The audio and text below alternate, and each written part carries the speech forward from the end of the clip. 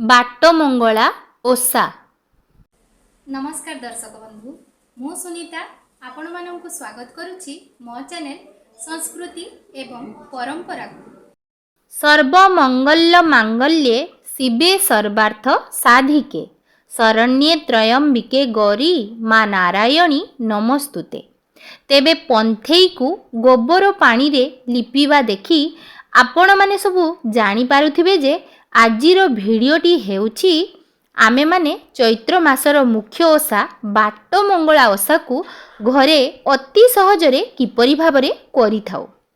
तेबे आउ डेरी काहींकी आम घरे मो बोऊ किपरि भाबरे एही चैत्र मंगला ओषा बा बाटमंगला ओषा को स्वामी संतान एवं घरर शुभ मनासी करिथांती ताहाकू आगकू भिडियो माध्यम रे देखिबा चालंतु।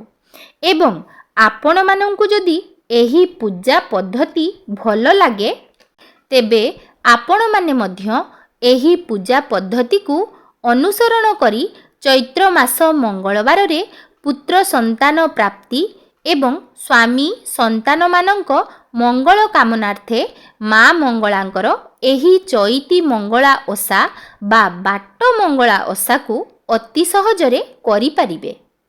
तेबे देखंतु प्रथमे बोऊ गोबर पानी रे पंथेई को लिपि देले।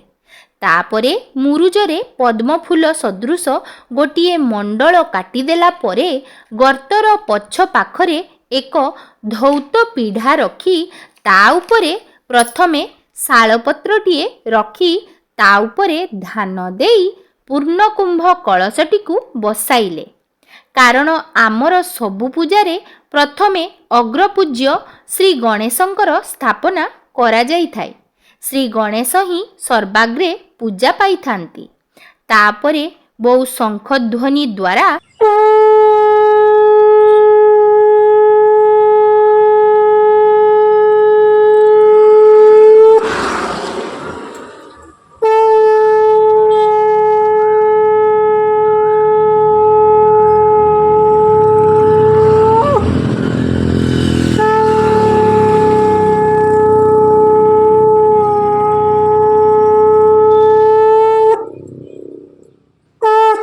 पूजा आरंभ करुछंती। काहींकि ना शंखनाद हेउछि अत्यंत शुभदायक। कौनसी शुभ कार्य करिबा पूर्वरु आम्भे माने शंखनाद करिथाउ। पूर्वरु प्रस्तुत करी रखिथिबा पंच उपचार जेमितिकी गंध पुष्प धूप दीप नैवेद्य माध्यमरे बहु आमर बाटमंगला ओषाटी को किपरि करिबे देखिबा चालंतु। आपण माने मध्य एहीपरि गोटिए जागारे समस्त प्रकार सामग्री को एकत्र करी रखंतु एवं पूजा आरंभ करंतु। प्रथमे घट स्थापना करंतु। जदि घट स्थापना रे कोण कोण देबे जानि नाहंती बा घटरे जेउ पानी देबे सेथिरे कोण कोण पकाइबे जानि नाहंती तेबे मते कमेंट करंतु। मु निश्चित भाबरे आपणंकु जणाइबी। तेबे प्रथमे दीप एवं धूप को प्रज्वलित करी घट स्थापना करि सारिबा परे गर्त बा पंथेई रे 7 गोटी जागारे सिंदूर देबे।